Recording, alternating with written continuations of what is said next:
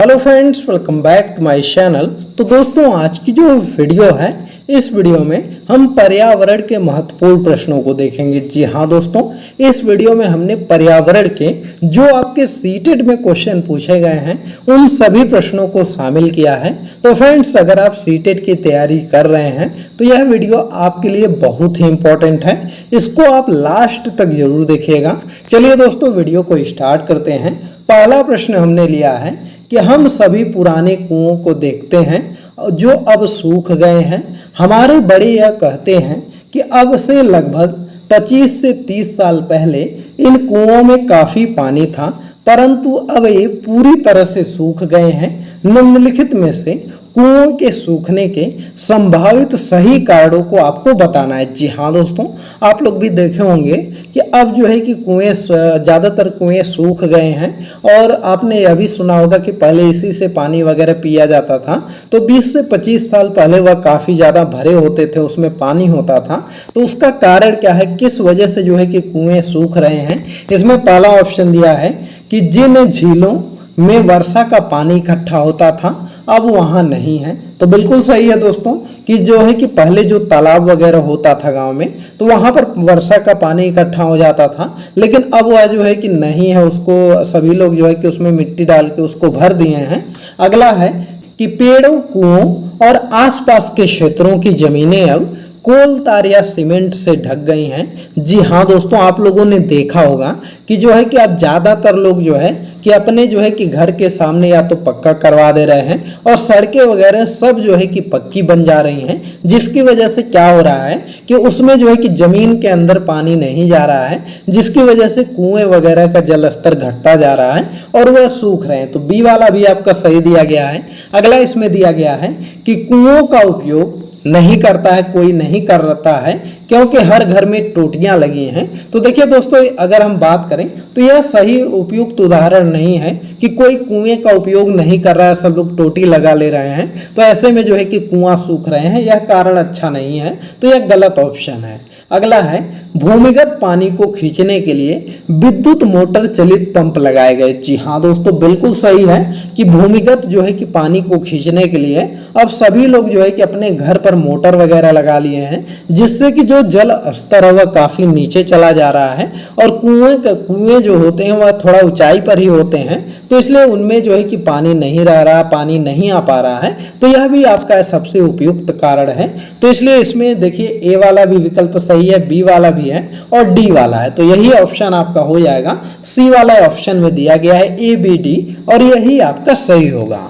तो इसको आप याद रखिएगा दोस्तों। इसी तरह से आपके एग्जाम में प्रश्न आते हैं सीटेट के। और सीटेट में जो है कि दोस्तों एक चीज याद रखिएगा, हमेशा जो है कि बड़े बड़े क्वेश्चन पूछे जाते हैं। मतलब पूछा तो आसान जाता है, लेकिन क्वेश्चन को घुमा दिया जाता है। तो इसलिए आप अच्छे से क्वेश्चन को पढ़िएगा। अगला प्रश्न है कि पर्यावरण अध्ययन में संकल्पनाओं और मुद्दों को विज्ञान और सामाजिक विज्ञान विषय के रूप में नहीं रखा गया है, क्यों?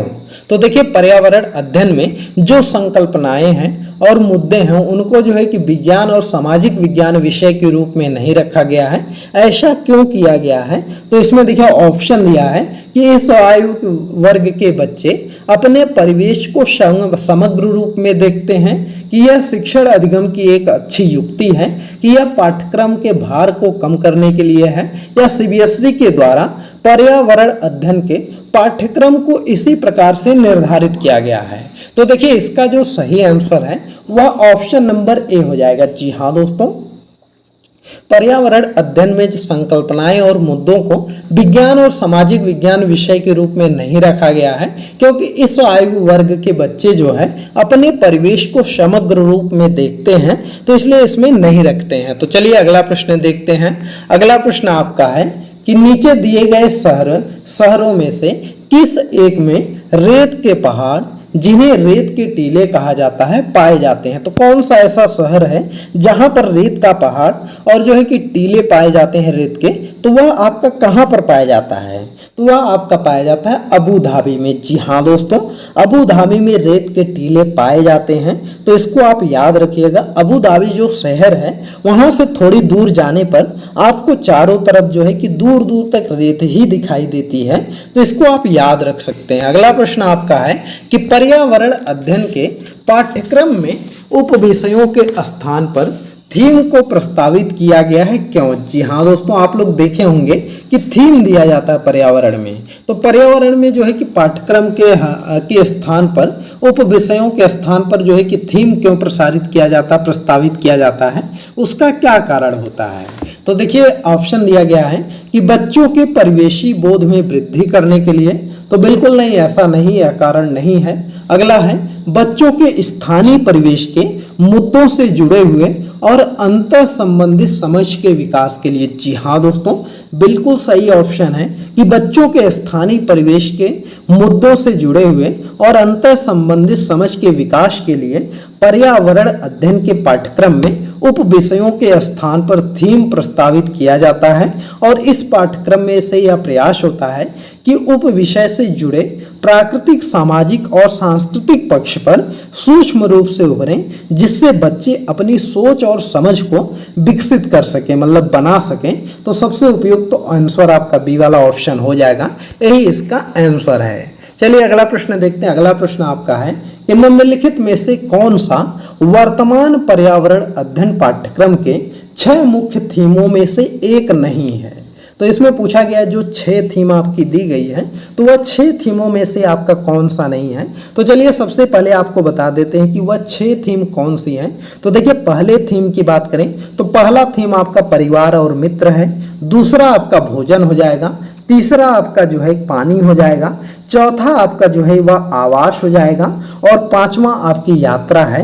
और छठवां जो थीम है वह है हम चीज़ें कैसे बनाते हैं, यह थीम है। तो आपका आवास भी थीम है और हम चीज़ें कैसे बनाते हैं भी थीम है और भोजन भी थीम है। लेकिन दोस्तों काम और खेल जो है यह जो है कि पाठ्यक्रम का थीम नहीं है। तो यही आपका आंसर हो जाएगा। बाकी इन 6 थीमों को याद रखिएगा। पर्यावरण अध्ययन पाठ्यक्रम में जो 6 थीमें मुख्य हैं, पहला आपका परिवार एवं मित्र है। दूसरा आपका भोजन है। तीसरा आपका पानी है। चौथा आपका आवास है। पांचवा आपकी यात्रा है। और छठवां जो है वह हम चीज़ों को कैसे सीखते हैं या बनाते हैं, यह चीज़ आप याद रखिएगा। तो यह 6 थीमों को शामिल किया गया है पर्यावरण अध्ययन में। तो दोस्तों यह वीडियो आपको कैसी लग रही कमेंट करके बताइएगा।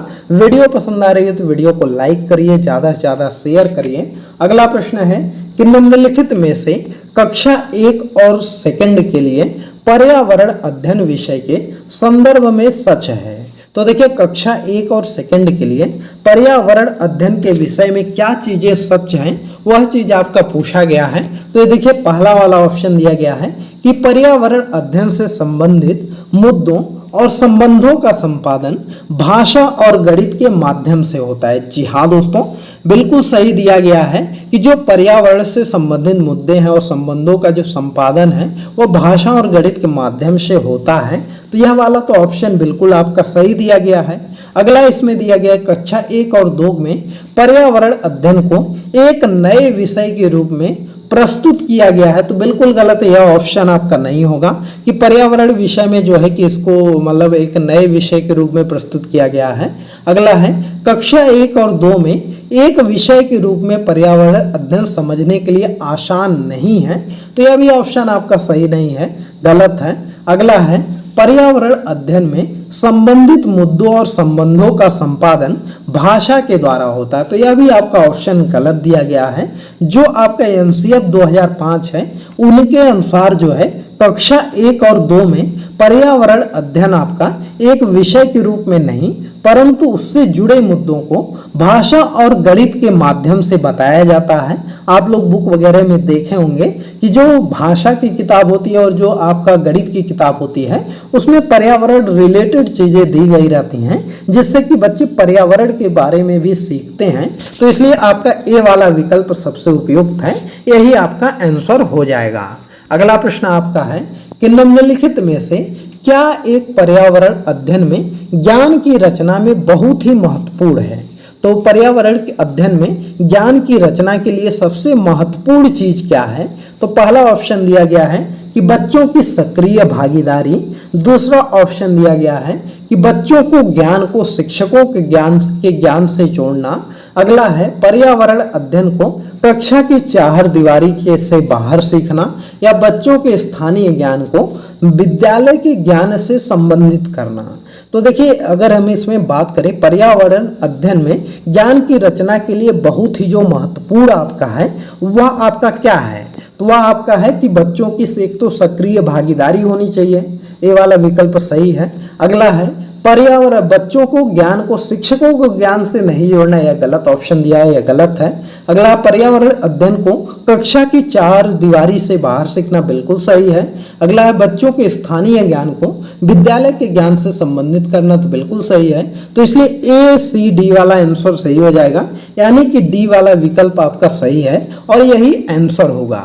अगला प्रश्न आपका है दोस्तों, यह सभी प्रश्न जो करवा रहे हैं यह सभी प्रश्न आपके सीटेट एग्जाम में आए हुए हैं, तो इसलिए आप इस वीडियो को अच्छे से देखिएगा। अगला प्रश्न है पर्यावरण अध्ययन में बच्चों को जोड़ने की सबसे प्रभावशाली युक्ति है। तो देखिए, अगर हम बात करें पर्यावरण अध्ययन में बच्चों को जोड़ने की जो सबसे प्रभावशाली विधि है वह क्या है? पाठ्य पुस्तक का पठन, बिल्कुल गलत है। शिक्षक की व्याख्याएं, तो यह भी गलत, व्याख्या वगैरह नहीं करना होता, निगेटिव सेंस है। अगला है कक्षा निर्गमन, तो यह भी आपका नहीं होगा। अगला है किस्से कहानियां, जी हाँ दोस्तों, बिल्कुल सही है कि अगर पर्यावरण अध्ययन में बच्चों को जोड़ना चाहते हैं तो उनको किस्से और कहानियां सुनाइए, जिससे कि बच्चे ज़्यादा से ज़्यादा जो है कि सक्रिय रूप से उसमें पार्टिसिपेट करेंगे, सुनेंगे और चीज़ों को सीखेंगे। तो डी वाला विकल्प सबसे सही है। अगला प्रश्न है कि निम्नलिखित में से कौन सा एक पर्यावरण अध्ययन के संबंध में सच नहीं है? जी हाँ दोस्तों, पूछा गया है कि सच नहीं है, इस चीज को आप ध्यान दीजिएगा कि पर्यावरण अध्ययन के संबंध में सच नहीं है। तो ए वाला ऑप्शन दिया गया है कि पर्यावरण अध्ययन बाल केंद्रित अध्ययन है। तो देखिए, बिल्कुल सही है, जो पर्यावरण अध्ययन है वह आपका बाल केंद्रित है, तो यह सही है, इसलिए आंसर नहीं होगा। अगला है पर्यावरण अध्ययन बच्चों को अपने परिवेश को खोजने का अवसर देता है। बिल्कुल सही है कि जो पर्यावरण अध्ययन होता है यह बच्चों को अपने परिवेश को खोजने का अवसर देता है, तो इसलिए यह भी ऑप्शन नहीं होगा। अगला है पर्यावरण अध्ययन वर्णनों और परिभाषाओं पर बल देता है, तो बिल्कुल गलत है दोस्तों। पर्यावरण अध्ययन आपका वर्णन और परिभाषाओं पर बल नहीं देता है, तो इसलिए इसमें गलत ऑप्शन भी पूछा गया है, तो सी वाला ऑप्शन आपका सही हो जाएगा, क्योंकि यह ऑप्शन आपका गलत दिया गया है, तो इसलिए यही आपका आंसर हो जाएगा। इसमें डी वाला भी देख लेते हैं, पर्यावरण अध्ययन की प्रकृति एकीकृत है, तो बिल्कुल सही है, पर्यावरण अध्ययन की प्रकृति एकीकृत होती है, तो इसलिए डी वाला सही है, तो यह आंसर नहीं होगा। अगला प्रश्न देखते हैं। अगला प्रश्न आपका है कि एक शिक्षक हमेशा क्रियाकलापों को कराने के बाद प्रश्नों और चर्चाओं का संचालन करता है, और क्रियाकलापों, प्रश्नों और चर्चाओं को संचालन करने का उद्देश्य उसका क्या है? तो देखिए, कोई शिक्षक है जो कि क्रियाकलाप कराता है, उसके बाद प्रश्नों और चर्चाओं का संचालन करता है, तो उसका क्या उद्देश्य है, मतलब प्रश्नों और क्रियाओं का संचालन कराने का? तो इसमें ऑप्शन आपका दिया गया है कि बच्चों की प्रक्रिया कौशल का आकलन करना, तो बिल्कुल सही है कि वह चाहता है कि जो बच्चे किए हैं तो उसकी प्रक्रिया कौशल का वह अध्ययन करना चाहता है, आकलन करना चाहता है। बच्चों को खोजने का अवसर देना चाहता है, बिल्कुल सही है कि वह बच्चों को खोजने का अवसर देना चाहता है। बच्चों को अपनी अभिव्यक्ति का अवसर देना चाहता है, बिल्कुल सही है कि बच्चों को जो है कि अपनी अभिव्यक्ति का अवसर दे रहा है। अगला है बच्चों को उनके सीखने की गति के आधार पर विभेद करता है, बिल्कुल गलत है, यह उसका उद्देश्य नहीं होता है शिक्षक का कि जो है कि बच्चों को उनके सीखने की गति के आधार पर उनको विभेद किया जाए, उनको अलग बैठाया जाए। तो ए बी सी वाला आंसर सही है और यही आपका आंसर हो जाएगा, तो सी वाला विकल्प आपका सही हो जाएगा कि ए बी सी तीनों आपके सही हैं। अगला प्रश्न आपका है कि पर्यावरण अध्ययन में बच्चों को पाठ्य पुस्तकों और शिक्षकों के अलावा अन्य स्रोतों की मदद लेने के लिए प्रोत्साहित करना चाहिए, क्यों? तो पूछा गया है कि पर्यावरण अध्ययन में बच्चों को पाठ्य पुस्तकों और शिक्षकों के अलावा अन्य स्रोतों की मदद लेने के लिए प्रोत्साहित क्यों करना चाहिए? तो ऑप्शन इसमें दिया गया आपका कि जो है कि पर्यावरण अध्ययन सीखने के लिए पाठ्य पुस्तक और शिक्षक ही स्रोत नहीं है। बिल्कुल सही है। पर्यावरण के बारे में अगर आप सीखना चाहते हैं तो केवल पाठ्य पुस्तक और शिक्षक ही स्रोत नहीं होते हैं, बहुत से स्रोत होते हैं। आप अखबार के माध्यम से सीख सकते हैं, वहां पर भ्रमण करके सीख सकते हैं। तो इसलिए यह ऑप्शन सही है। अगला है, यह पर्यावरण अध्ययन सीखने के लिए समुदायों और माता पिता की उपस्थिति का विकास करेगा। जी हाँ दोस्तों, अगर आप पर्यावरण अध्ययन कर रहे हैं, कहीं पर घूमने गए हैं, तो वहां पर कोई समुदाय के लोग गए, आपके जो आसपास के लोग हैं या माता पिता गए हैं, तो वह भी आपके पर्यावरण अध्ययन सीखने में मदद करेंगे। तो यह भी ऑप्शन आपका सही दिया गया है। अगला है, यह शिक्षकों को बच्चे की पृष्ठभूमि को जानने का अवसर देगा। बिल्कुल सही है दोस्तों, कि यह जो है वह बच्चों की पृष्ठभूमि को सीखने का अवसर देगा।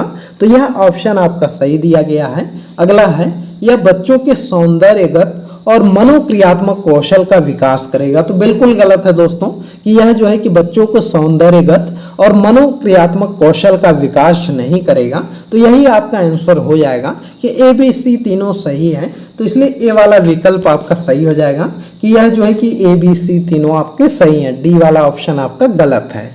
तो दोस्तों, यह वीडियो आपको कैसी लग रही है कमेंट करके जरूर बताइएगा, और वीडियो पसंद आ रही है तो वीडियो को लाइक करिए, ज़्यादा से ज़्यादा शेयर करिए, और चैनल पर नए हैं तो चैनल को जरूर सब्सक्राइब करिए। चलिए अगला प्रश्न देखते हैं। अगला प्रश्न आपका है कि निम्नलिखित में से क्या पर्यावरण अध्ययन में आकलन के लिए संकेतक नहीं होना चाहिए। जी हाँ दोस्तों, पूछा गया है कि निम्नलिखित में से क्या पर्यावरण अध्ययन में आकलन के लिए संकेतक नहीं होना चाहिए। ऑप्शन दिया गया सहभागिता, याद करना, प्रश्न पूछना, न्याय और समानता के प्रति सरोकार।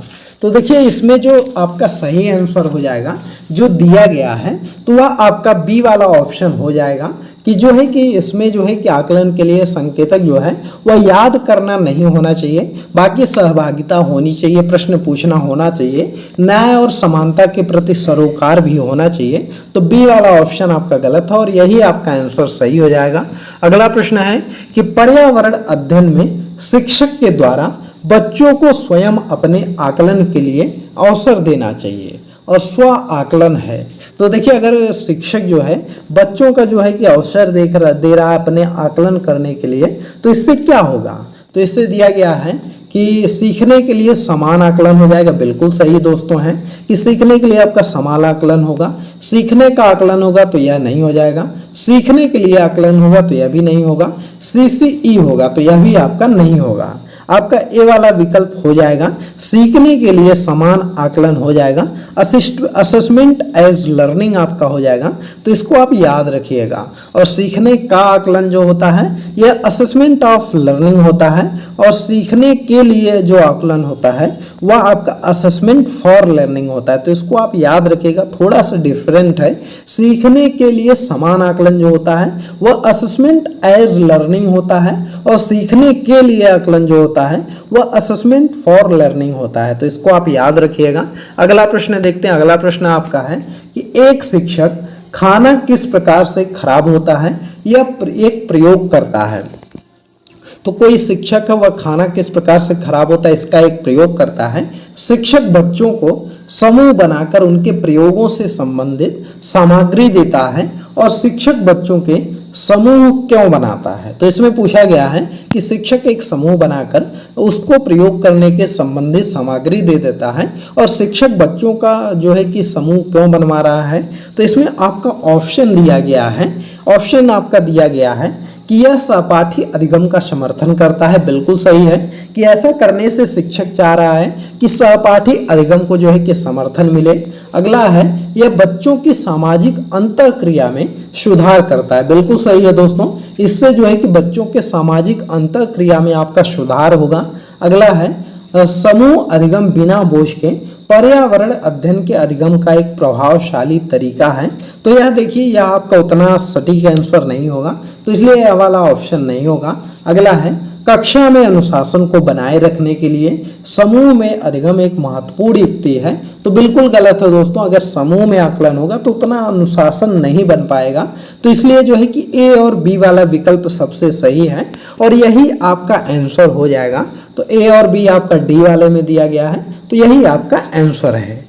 अगला प्रश्न देखते हैं। अगला प्रश्न आपका है कि निम्नलिखित में से कौन पर्यावरण अध्ययन का उद्देश्य नहीं है। तो पर्यावरण अध्ययन का उद्देश्य नहीं है पूछा गया है। तो पहला ऑप्शन है कि परिवेशीय मुद्दों पर जागरूकता का विकास करना, बच्चों को स्वयं अपने हाथ से कार्य करने और खोजने की क्रियाकलापों से जोड़ना, और बच्चों को पाठ्य पुस्तक की परिभाषाएं प्रदान करने के लिए प्रोत्साहित करना, और बच्चों को जिज्ञासा और सृजनात्मकता का पोषण करना। तो देखिए, अगर हम बात करें तो पर्यावरण जो अध्ययन का एक उद्देश्य आपका क्या नहीं है, तो देखिए इसमें जो सही आंसर आपका है वह है सी वाला। जी हाँ दोस्तों, बच्चों को पाठ्य पुस्तक की परिभाषाएं हम याद करने के लिए नहीं कहेंगे, यह आपका निगेटिव सेंस है, तो इसलिए आपका यह वाला ऑप्शन गलत है। और यही जो है कि पर्यावरण अध्ययन का उद्देश्य नहीं है, बाकी तीनों जो है वह आपके उद्देश्य हैं, तो यही आपका आंसर हो जाएगा। तो दोस्तों आज की इस वीडियो में यह टॉप 15 ही प्रश्न देखेंगे, और यह सभी प्रश्न जो दोस्तों हम आपको करवा रहे हैं वह आपके लिए बहुत ही इंपॉर्टेंट हैं, क्योंकि अगर आप इन सभी प्रश्नों को अच्छे से पढ़ के जाते हैं, सभी क्वेश्चन को सही से करते हैं, तो गारंटी है कि आपके एग्जाम में इसी तरह के प्रश्न आएंगे और आप उनको भी अच्छे से सॉल्व कर पाएंगे।